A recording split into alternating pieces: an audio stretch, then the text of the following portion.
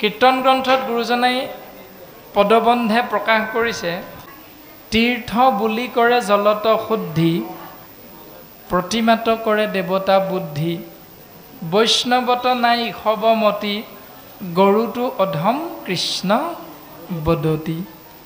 তীৰ্থক্ষেত্ৰত তীৰ্থ বুলি কৰে জলত শুদ্ধি, তীৰ্থক্ষেত্ৰত গৈ স্নান কৰি জীৱই শুদ্ধ হৈছোঁ বুলি ভাবি বাকী কোনো কৰ্ম নকৰে, অৰ্থাৎ বৈষ্ণৱৰ সংগলৈ নাযায়।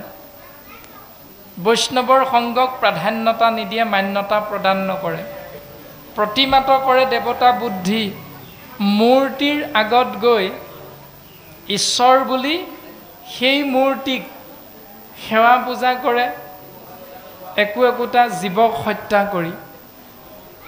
বৈষ্ণৱত নাই সবমতি, ভকতৰ সংগলৈ নাযায়, ভকতৰ সংগক শ্ৰেষ্ঠত্ব মান্যতা প্ৰদান নকৰে, সেইসকলক গৰুটো অধম কৃষ্ণ বদতি বুলি কৈছে। ঈশ্বৰ কৃষ্ণই কৈছে তেওঁলোক গৰুতকৈও অধম। এতিয়া আমি সেই ব্যৱস্থাটোৰ মাজত আছোঁ নেকি, আমি নিজে চিন্তা কৰাটো অতীৱ প্ৰয়োজন। এনেকৈ ভগৱন্ত পুৰুষে উদ্ধৱ মহামহন্তৰ আগত সিদ্ধান্ত দিলে, উদ্ধৱ, এই সকলোবিলাকৰ ভিতৰত তোমাক মই পুনশ্চ কেইজনমানৰ লগত চিনাকি কৰি দিছোঁ, শুনাচোন।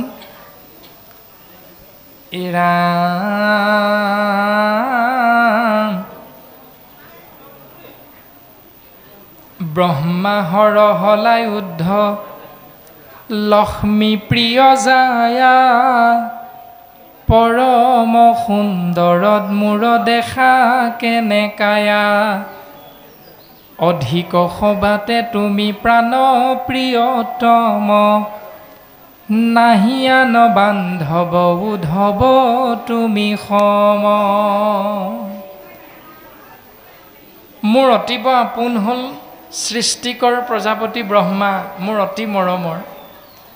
তেওঁতকৈও মৰমৰ হ'ল মোৰ শিৱ, তেওঁতকৈও মোৰ মৰমৰ হ'ল মোৰ দাদা, মোৰ ককাইদেউ বলৰাম, তেওঁতকৈও মোৰ মৰমৰ হ'ল মোৰ প্ৰিয়তমা ভাৰ্যা লক্ষ্মী। এই সকলোতকৈ মোৰ প্ৰিয় হ'ল মোৰ শৰীৰটো, কিন্তু মোৰ শৰীৰতকৈও অতীব আপোন কোন জানানে উদ্ধৱ? অধিক সবাতে তুমি প্ৰাণ প্ৰিয়তম, নাহিয়ান বান্ধৱ উদ্ধৱ তুমি সম। এই সকলোতকৈ তুমি মোৰ অতীব আপোন উদ্ধৱ। কাৰণ ভগৱন্ত পুৰুষে সিদ্ধান্ত দিছে, মুকুতি পৰম পদ তাতো এৰি দাই, মই বিনে ভকতৰ প্ৰিয়য়ান নাই। মুকুতিকো তুচ্ছ জ্ঞান কৰে মোৰ ভকতে, কেৱল মইহে ভকতৰ মূল চিন্তাৰ কেন্দ্ৰবিন্দু হৈ থাকোঁ। সেইকাৰণে উদ্ধৱ, ভকতেহে জানা মোৰ পৰম বান্ধৱ, ভকতজনৰ মই সুহৃদয় উদ্ধৱ। সেইকাৰণে ভকতজন মোৰ অতীব আপোন, কাৰণ ভকতে মোৰ বাহিৰে বেলেগৰ কথা চিন্তা নকৰে। মই বিনে ভকতে নিচিন্তে কিছু জ্ঞান, ময়ো ভকতত পৰে নজানো হোৱান। এতিয়া আমি স্বাভাৱিকতে এটা যদি গাঁৱত চিন্তা কৰোঁ, আমাৰ গাঁওখনত আমি 60 ঘৰমান মানুহে বসবাস কৰি আছোঁ, কিন্তু কোনোবা এজন মানুহ আমাৰ ঘৰলৈ আহিলে আমাৰ খুব ভাল লাগে, আৰু সেই মানুহজনো সেই ব্যক্তিজনৰ ঘৰলৈ গৈ খুব ভাল পায়। চাহ অকণ তামোল এখন দিলেও নিদিলেও কোনো কথা নাই, তেওঁলোকৰ ঘৰলৈ গৈ ভাল পায়। কিয় ভাল পায়? কাৰণ ইজনে সিজনৰ মনৰ মিল আছে। এজনে যদি কৃষ্ণ কথা ভাল পায়, ইজনেও কৃষ্ণ কথাই ভাল পায়। সেইকাৰণে দুইজনৰ অন্তৰাত্মাত মিল আছে। আৰু ঘৰখনৰ বাকী সকলো যিহেতু কৃষ্ণ কথা ভাল পায়, গতিকে ভকত এজন আহিলে সেইজনে স্বাভাৱিকতে ভাল পায়। কিন্তু কোনোবাই ঘৰ এনেকুৱা ব্যক্তিও থাকে, যি ঘৰ ব্যক্তিত আপুনি মই মাতি থাকিলেও যাবলৈ মন নাযায়। যায়নে বাৰু? নাযায়। কেলৈ মন নাযায়? সেইটো ঘৰলৈ কি যাবি? আমাৰ স্বাভাৱিকতে মনলৈ এনেকুৱা চিন্তাখিনি আহে। এতিয়া ভগৱন্ত পুৰুষে আধ্যাত্মিক চিন্তাৰ মাজেৰে সেই কথাটোকে কৈ আছে যে উদ্ধৱ, মই বিনে ভকতে নিচিন্তে কিছু জ্ঞান, ময়ো ভকতত পৰে নজানো হোৱান। যিহেতু ভকতে কেৱল মোৰ কথা ভাবি থাকে দিনে ৰাতিয়ে, সেইকাৰণে ময়ো ভকতৰ কথা ভাবি থাকোঁ। এতিয়া আমি যদি কোনোদিন ভগৱন্তৰ কথা নাভাবোঁ, তেতিয়াহ'লে ভগৱন্তে আমাৰ কথা ভাবিব নাই? নিশ্চয় নাভাবে। আজি বাৰ্ষিক কৰ্ম বুলি নামঘৰত আহি বন্তি এগছ, ধূপ এগছি, বন্তি এগছি ধূপ কেইডালমান আনি জ্বলাই দিলোঁ আৰু এনেধৰণে ঘূৰালোঁ। তাৰ পাছত পাণ দুখিলা, তামোল এটা, অৰিহণা 21 টকামান, 11 টকামান, কাৰোবাৰ আছে কাৰণে 50 টকা, কাৰোবাৰ আৰু আছে 100 টকা, কাৰোবাৰ আৰু বেছিকৈ আছে 500 টকা দি থৈ সেৱা ভাগ কৰিলে। ভগৱন্ত সন্তুষ্ট হৈ যাম বুলি কৈছে নি? পদেটো তেনেকৈ নাই কোৱা। পদে ক'লে সুন্দৰভাৱে যে মই বিনে ভকতে নিচিন্তে কিছু জ্ঞান। ভকতে খাওঁতে, শুওঁতে, উঠোঁতে, বহোঁতে, বাক্যে বচনে, খোজে কাটলে মোৰ কথা যিজনে চিন্তা কৰে, মই তাৰ কথা সদায় চিন্তা কৰোঁ। তেনেকুৱা এজন ভকতৰ নাম কি? কংস। কংস দুৰাচাৰী। শাস্ত্ৰই আমাক অকণমান পাছত ক'ব, দুৰাচাৰো কৰৈ যদি আমাত ভকতি, তে মহাদুৰাচাৰো কৰে আমাত ভকতি, আন ক্ষুদ্ৰ দেৱতাত যদি নেদে মতি।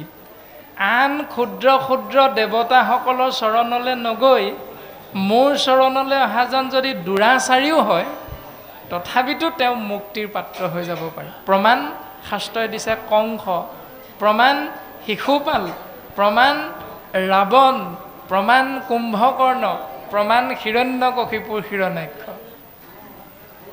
দুৰাচাৰী তেওঁলোক। কিন্তু যিদিনাই আকাশবাণী শুনিছে কংসই, আকাশবাণী শুনাৰ লগে লগে খাওঁতে, শুওঁতে, উঠোঁতে, বহোঁতে, বাক্যে বচনে, খোজে কাটলে কেৱল কোন কৃষ্ণ। আমাৰ হয়নে? খাবৰ সময়ত মুঠতে এটাই, খাওঁ আৰু খাব লাগে। 4টা শব্দৰ মাজত আমি গৃহস্থী ধৰ্ম পালন কৰোঁ।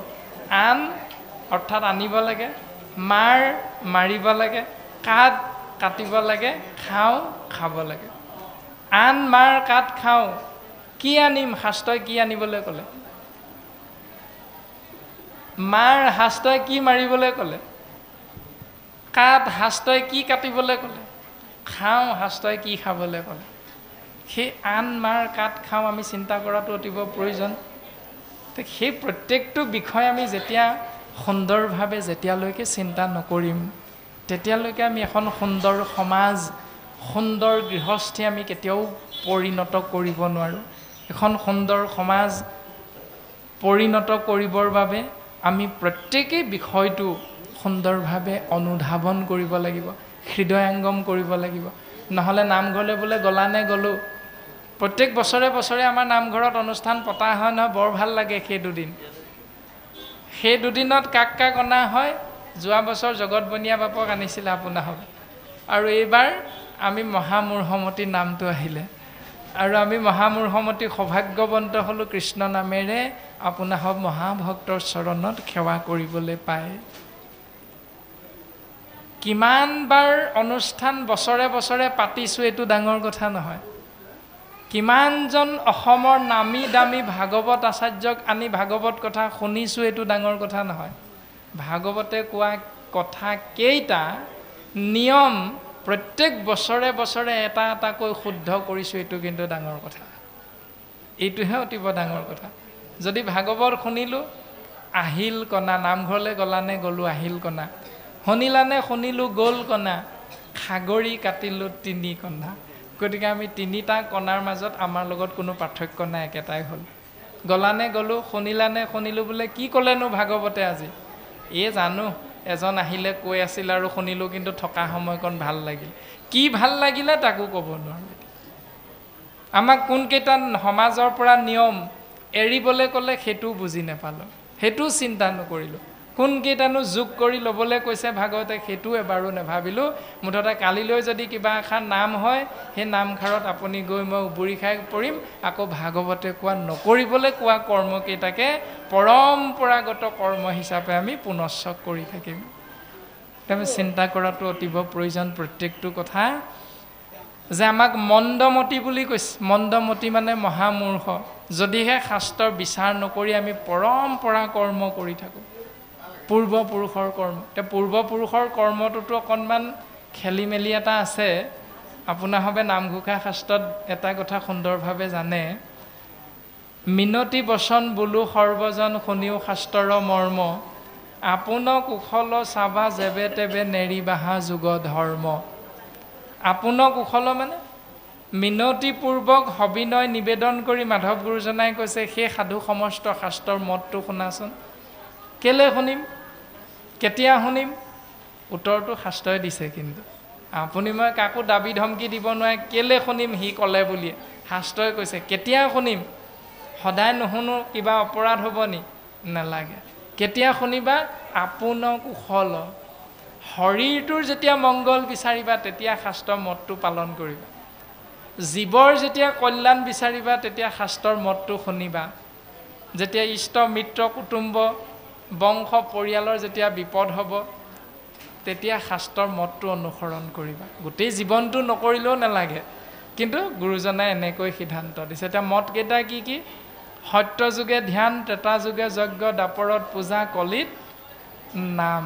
কলিত শৰীৰ কীৰ্তন বিনাই আৱৰ নাহিকে দুজা।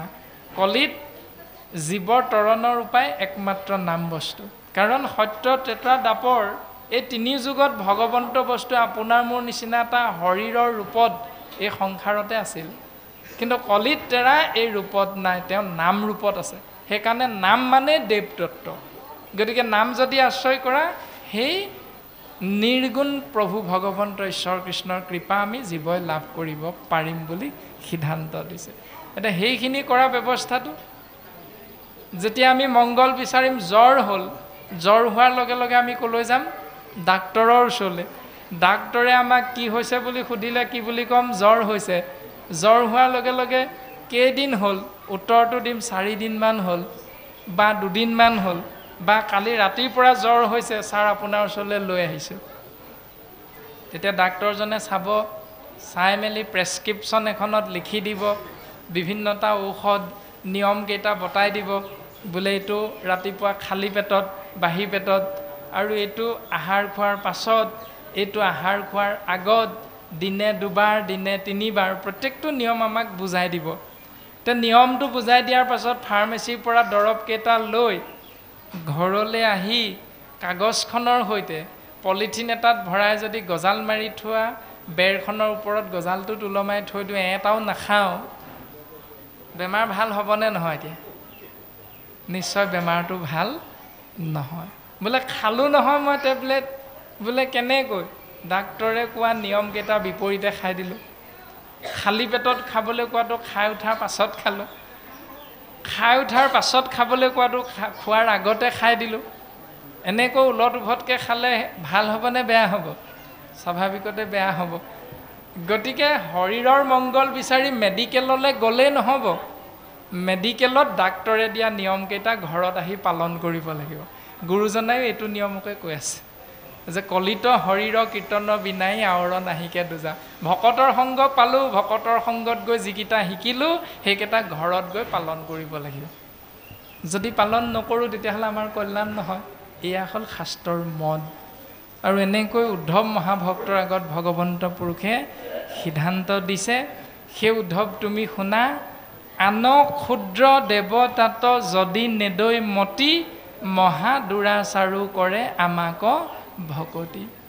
যদি আন ক্ষুদ্ৰ ক্ষুদ্ৰ দেৱতাৰ চৰণলৈ নগৈ মোৰ চৰণলৈ আহে, তেতিয়াহ'লে তেওঁ দুৰাচাৰী হ'লেও মই তেওঁক কৃপা কৰোঁ। প্ৰমাণ কংস, হিৰণ্যকশিপুৰ, হিৰণ্যাক্ষ, শিশুপাল, দন্তবক্ৰ, ৰাৱণ, কুম্ভকৰ্ণ আদি দুৰাচাৰীসকল তেওঁলোকে কৃষ্ণত শৰণাপন্ন হ'ল। সেইকাৰণে তেওঁলোক দুৰাচাৰী হৈও কৃষ্ণৰ কৃপা লাভ কৰিলে। কংসই হাৰূপ্য মুকুতি পাইছে, পুতনাই জননী গতি লাভ কৰিছে কৃষ্ণক স্তন পান খুৱাই মাৰিবলৈ লোৱাৰ বাবে। প্ৰত্যেকটো বিষয়ে শাস্ত্ৰই আমাক সুন্দৰভাৱে সিদ্ধান্ত দিছে। এতিয়া শুনা উদ্ধৱ, সেহিহে পৰম সাধু জানা মহাশয়, যিহেতু আমাক মাত্ৰ কৰিলে নিশ্চয়। তাৰমানে সেইজনকে মহাসাধু বুলি কৈছে, পৰম সাধু বুলি কৈছে, যিজনে কেৱল মোৰ চৰণ আশ্ৰয় কৰিলে। এতিয়া কংস দুৰাচাৰী হৈও সাধু বুলি ক'লে। এতিয়া আপুনি মই সাধু হয়নে নহয়? এতিয়া যদি আমি শাস্ত্ৰৰ নিয়মটো তাৰ বিপৰীতে পালন কৰি আছোঁ, তেতিয়াহ'লে শাস্ত্ৰই কিন্তু আমাক সাধু বুলি নাই কোৱা।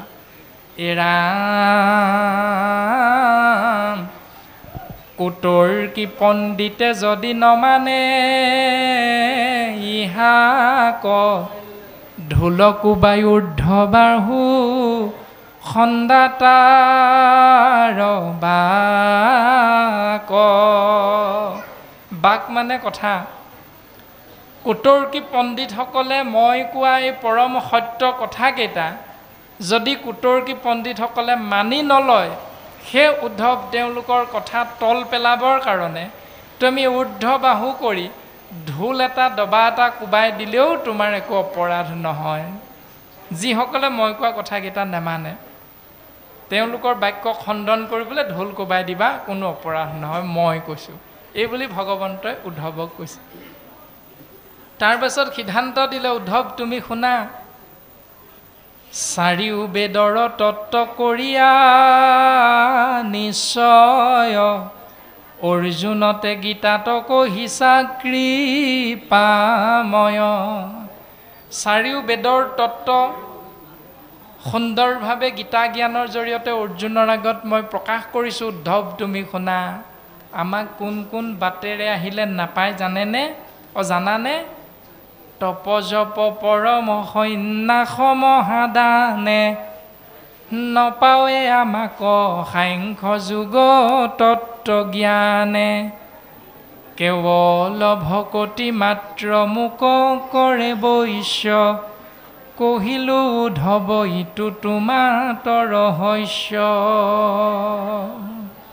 উদ্ধৱ, মোক তপ জপ পৰম সন্যাস মহাদান সাংখ্য যোগ তত্ত্বজ্ঞান এইকেইটা পথেৰে মোৰ ওচৰলৈ আহিবলৈ হ'লে জীৱই মোৰ কৃপা লাভ কৰিব নোৱাৰে।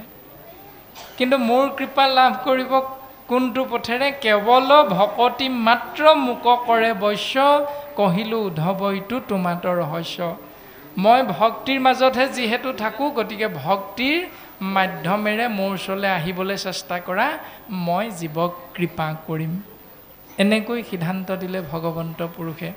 তাৰ পাছত প্ৰকাশ কৰিছে পদে, এৰা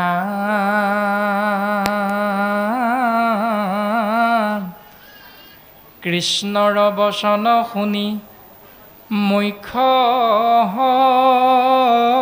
হৰিদাস, প্ৰণামী পুচন্ত পুনু তেজিয়া নিশ্বাস। এইখিনি উপদেশ পাই উদ্ধৱে পুনৰ সুধিছে যে হে প্ৰভু, মোৰ আৰু কেইটামান ভাৱনা মনলৈ আহিছে, তোমাৰ চৰণত অৰ্পণ কৰিব বিচাৰিছোঁ, তুমি কৃপা কৰিবানে? ভকতি পৰম গতি জানিলো নিশ্চয়, চেদিওক দেৱ দুনাই মনৰ সংশয়। ভকতিয়ে পৰম গতি মই বুজি পাইছোঁ, কিন্তু মোৰ মনৰ সংশয়টো পুনৰ কৃপা কৰিবানে? বোলে সংশয়টো কি? বিষয়ক পৰম আপদ হেন জানি, তথাপিতো নেৰে কিয় একো প্ৰাণী, মাৰন্তে ভৰ্ৎসন্তে যেন নিৰ্গত কুকুৰ, তথাপিও শিষ্ট ভুঞ্জে তেজি নযায় দূৰ, কাটিবা কৱানন্তে নীলাজ যেন চাগ লাঠি পায়ো গাধে গদৰ ভিৰনে ৰৈ লাগ সেহি মতে দুসময় জানি নিৰন্তৰে তোমাক নভজি কিবা ইয়াতে মঘাত কৰে। উদ্ধৱ অৰ্থাৎ ভগৱন্ত পুৰুষৰ আগত মহাভক্ত উদ্ধৱে কৈছে, প্ৰভু কুকুৰ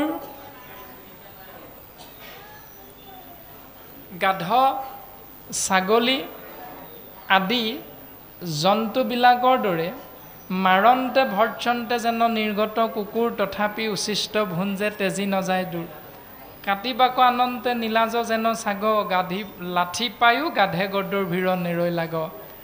কুকুৰটোক গিৰিহঁতজনে শিকলিডালে বান্ধি ৰাখি চেম্পু মাৰি মাৰি গা ধোৱাৰ পাছতো কাঁহৰ কাঁহীত খাবলৈ দিয়াৰ পাছতো যে মুহূৰ্ততে কুকুৰটোক শিকলিডাল খুলি দিব তেতিয়া কুকুৰটো ক'লৈ যায়?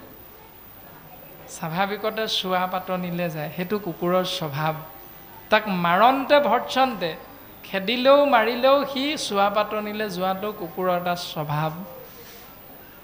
এতিয়া আপোনাৰ মোৰ তেনেকুৱা স্বভাৱ আছে নেকি? ভকতৰ সংগত থাকোঁতে কৃষ্ণ বুলি কওঁ, ভকতৰ সংগৰ পৰা গুচি যোৱাৰ পাছত তাৰ ওলোটাটো কৰোঁ, তাৰ বিপৰীতটো কৰোঁ, তেতিয়াহ'লে আমাকো শাস্ত্ৰই কুকুৰ বুলি গালি পাৰি আছে। তাৰ পাছত ছাগলীৰ লগত গালি পাৰিছে। ছাগলীয়ে যিধৰণে ভাল বেয়া নাজানে, নিজৰ ঘৰৰ বাৰীত মালিকৰ বাৰীতে কঁঠাল পুলি এটা যদি ধুনীয়াকৈ উঠি আহে, বেৰ নিদিলে জেউৰা নিদিলে কঁঠাল পুলিটো গিৰিহঁতজনৰ কঁঠাল পুলি বুলি ছাগলীজনীয়ে বিচাৰ কৰিব নাজানে। তৎক্ষণাত সেইটো আহাৰ বুলি খাব লাগে বুলিহে জানে। ঠিক তেনেকৈ আপুনি মই ইষ্ট মিত্ৰ কুটুম্ব বাছ বিচাৰ কৰিব নাজানি কোনজন ঈশ্বৰে জীৱক কল্যাণ সাধন কৰিব এই কথাটো বাছ বিচাৰ কৰিব নোৱাৰি, ক'ত খাব লাগে ক'ত খাব নালাগে, কোন ঠাইলৈ যাব লাগে কোন ঠাইলৈ যাব নালাগে, এইখিনি বাছ বিচাৰ নকৰি এফালৰ পৰা মখিমূৰ কৰিবহে লাগে, খাব লাগে আৰু মুঠতে যাব লাগে প্ৰত্যেকত। এনেকুৱা কিবা ব্যৱস্থাৰ মাজত আপুনি মই যদি সোমাই আছোঁ, তেতিয়াহ'লে আমাকো ছাগলীৰ লগত গালি পাৰিছে শাস্ত্ৰই। লাঠি পায়ো গাধে গদৰ ভিৰ নেৰৈ লাগ। লাঠি পোৱাৰ পাছতো গাধটোৱে যেনেকৈ গাধীজনী পাছ নেৰে, ঠিক তেনেকৈ আমি এই সংসাৰখনত ৩৩ কোটি দেৱ দেৱতাই মোক্ষ প্ৰাপ্তি দিব নোৱাৰে বুলি শাস্ত্ৰসন্মতে জনাৰ পাছতো যিজনে মোক্ষ প্ৰাপ্তি জীৱক দিব পাৰে সেইজনৰ নাম নলৈ, সেইজনৰ চৰণলৈ নগৈ যদি বাকীখিনি ওচৰলৈ গৈ থাকোঁ, তেতিয়াহ'লে সেইখিনি ব্যৱস্থাৰ মাজত থাকিলে আমাক শাস্ত্ৰই কৈছে গাধৰ লগত তুলনা কৰি গালি পাৰি আছে। শিৱই নিজ মুখে কৈছে নহয়, আপোনাৰভাৱে জানে, মহীহৰ ব্ৰহ্মা ইন্দ্ৰ যত দেৱগণ মুখ কদিবাক নপাৰোঁ একোজন। মই শিৱ, তুমি ব্ৰহ্মা, ইন্দ্ৰকে ধৰি ৩৩ কোটি দেৱ দেৱতাই জীৱক মোক্ষ প্ৰাপ্তি দিব নোৱাৰোঁ। তেনে ক্ষেত্ৰত জীৱই কি কৰিব জানা? তৎসত্ত্বেও কি কৰিব? তাম্ৰ কাশ প্ৰতিমায়ে কিবা গতি দিব, কলিত মলিন লোকে ইহাংকে পূজিব। যিটো স্বয়ং শিৱই দিব নোৱাৰে জীৱক মোক্ষ প্ৰাপ্তি, যিটো স্বয়ং ব্ৰহ্মাই দিব নোৱাৰে, ইন্দ্ৰকে ধৰি ৩৩ কোটি দেৱ দেৱতাই দিব নোৱাৰে, তেনে ক্ষেত্ৰত তেওঁলোকৰে এটা মূৰ্তি নিৰ্মাণ কৰি সোণ ৰূপ কাঁহ পিতল বাঁহ কাঠ খেৰ মাটি আদিৰে নিৰ্মাণ কৰি কৰি সেই মূৰ্তিৰ আগত ধূপ ধূনা জ্বলাই পূজা কৰি থাকিলে মূৰ্তিটোৱে কি গতি দিব? স্বয়ং শিৱই দিব নোৱাৰোঁ বুলি নিজ মুখে কৈছে। তেনে ক্ষেত্ৰত আমি যদি মুখ্য প্ৰাপ্তি দিব পৰা এক ঈশ্বৰ কৃষ্ণদেৱৰ চৰণলৈ নগৈ অন্য দেৱতাৰ চৰণলৈ যাওঁ, তেতিয়াহ'লে লাঠি পায়ো গাধে গদৰ্ভীৰ নেৰৈ লাগ। লাঠি পোৱাৰ পাছতো মতা গাধটোৱে যেনেকৈ মাইকী গাধজনী পাছ নেৰে, যিমান লাঠি পালেও, ঠিক তেনেকৈ আমাৰো নিয়মবিলাক তেনেকুৱাই হৈ আছে যদি আমাক শাস্ত্ৰই গাধৰ লগত তুলনা কৰি কৰি গালি পাৰি আছে যে সেহিমতে দুখময় জানি নিৰন্তৰে তোমাক নভজি কিবা আত্মঘাত কৰে। গতিকে মাধৱে ঈশ্বৰ কৃষ্ণ উদ্ধৱক কৈছে, তাৰ পৰিচয়টো তোমাক মই দিওঁ শুনা, কিয় এনেকুৱা হয়। মনুষ্য নামৰ জীৱ এনেকুৱা কিয় হৈ থাকে জানা? মাধৱে বুলন্ত সখী শুনা পৰিছেদ, পঢ়ে যে বে শাস্ত্ৰ সবে জানি চাৰি বেদ। সেই উদ্ধৱ তুমি শুনাচোন, যিসকলে পঢ়ে শাস্ত্ৰ জানে, চাৰি বেদ জানে, পঢ়ি শুনি চাৰি বেদৰ জ্ঞান লাভ কৰিলে, শাস্ত্ৰৰ জ্ঞান পালে, কৰিবে নপাৰে মুত তথাপি ভকতি, তথাপিতো তেওঁলোকে মোক ভক্তি কৰিব নোৱাৰিবও পাৰে। কেনেকৈ? নলবয় নৰে যাৱে সন্তৰ সংগতি। সন্তৰ সংগ, সাধুৰ সংগ, ভকতৰ সংগ যেতিয়ালৈকে আশ্ৰয় নকৰিব, যিমান চাৰি বেদ 14 শাস্ত্ৰৰ তত্ত্বজ্ঞান জানিলেও তেওঁ মোৰ ভক্তি কৰিব নোৱাৰে। আৰু এই পৰম সত্যটোকে উদ্ধৱৰ আগত কৃষ্ণই কৈছে, কৰ্ণত কহন্ত কথা কৃষ্ণে গপ্য কৰি, নাহিকে উপায় সখী সুসংগক হৰি। কাণে কাণে কৈছে, হেৰা উদ্ধৱ, ইয়াৰ বাহিৰে আৰু পৰম সত্য একো নাই। তোমাক মই কেৱল কৈছোঁ শুনা, যে সৎসংগৰ বাহিৰে জীৱৰ কল্যাণৰ পথ আৰু দ্বিতীয় এটা নাই।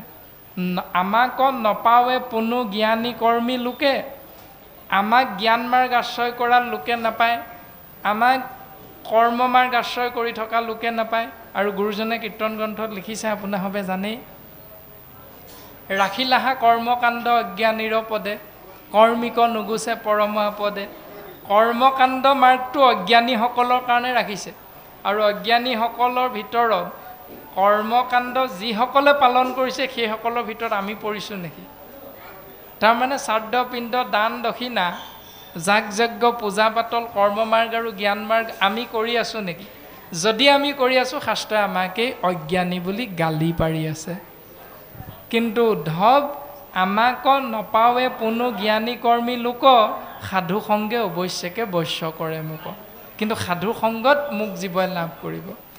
আৰু কোনকেইটা পথত মোক নাপায় জানানে উদ্ধৱ? নপাৱে মোহু কলাগ যোগ যজ্ঞ দানে, মহামন্ত্ৰ জপি কোটি শততীৰ্থ স্নানে।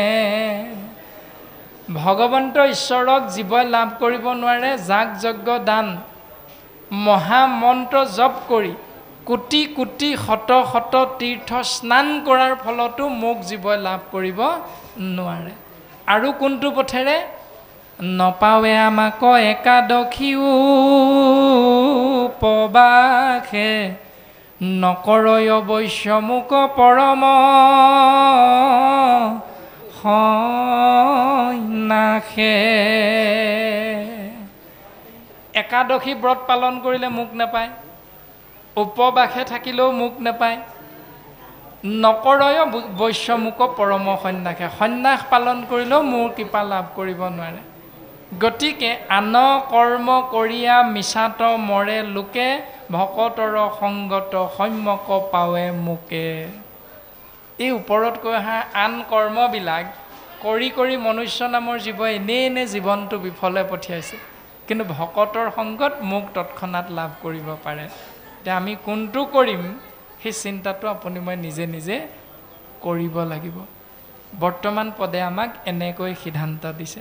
তাৰপাছত বহু বহু নাম প্ৰকাশ কৰিছে। ভকতৰ সংগত মোক্ষ প্ৰাপ্তি হোৱা, যক্ষ ৰক্ষ বৃক্ষ পক্ষী পক্ষু পালে পালে, স্ত্ৰী ক্ষুদ্ৰ অন্তজাতি অধম চাণ্ডাল, ইয়াতকৈও যদি অধিক পাপমতী কোনোবা আছে, ভকতৰ সংগত পাইলে ক মূৰ গতি।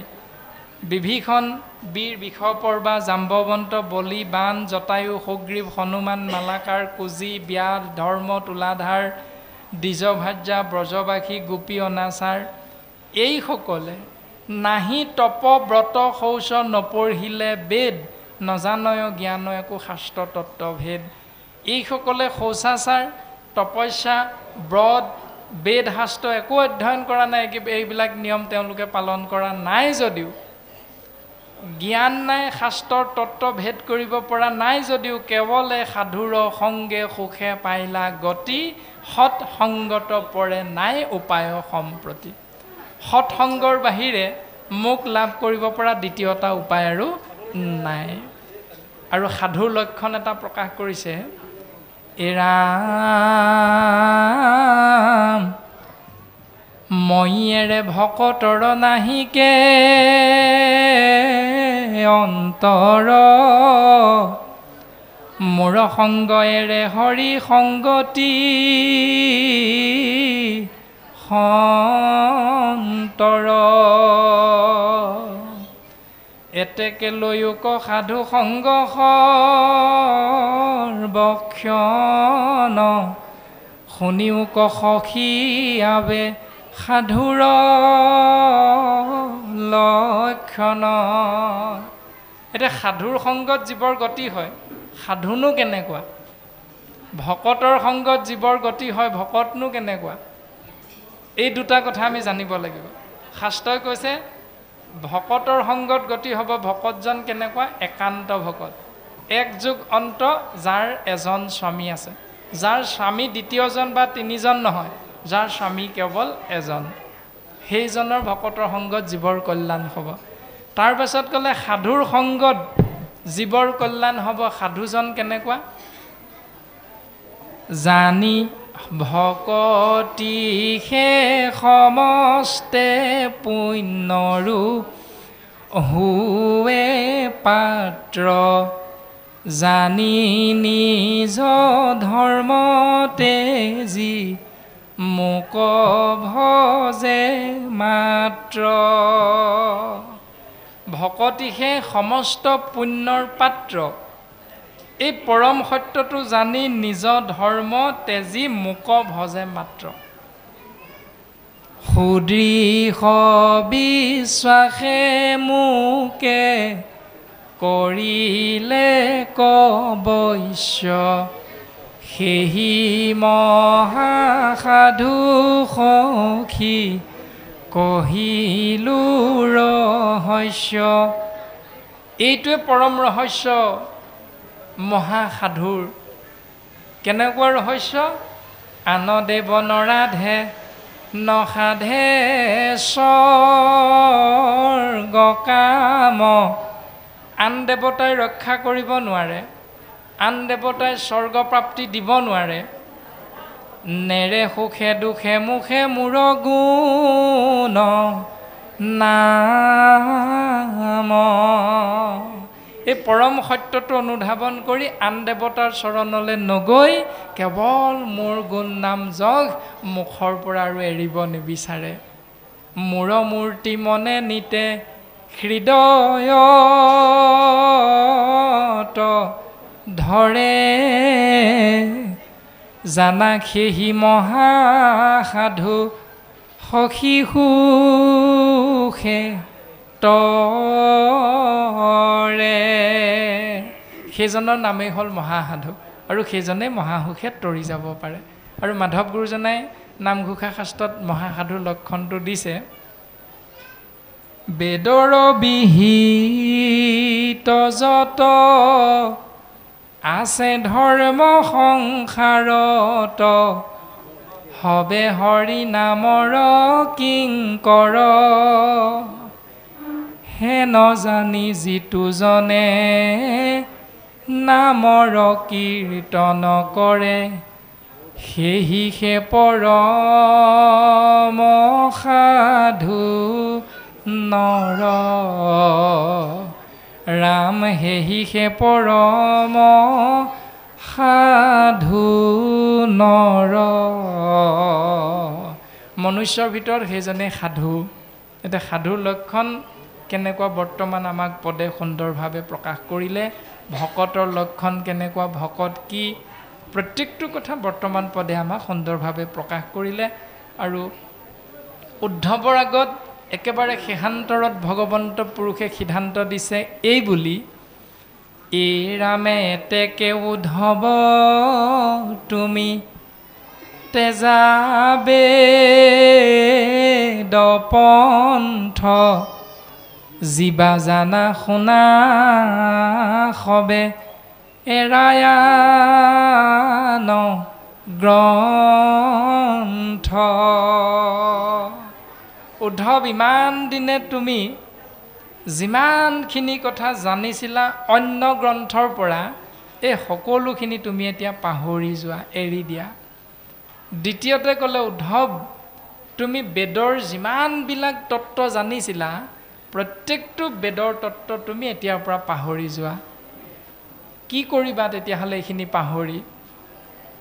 একে মুত মাত্ৰ তুমি লৈয়োক শৰণ, নকৰিবা ভয় মই কৰিবো ৰক্ষণ।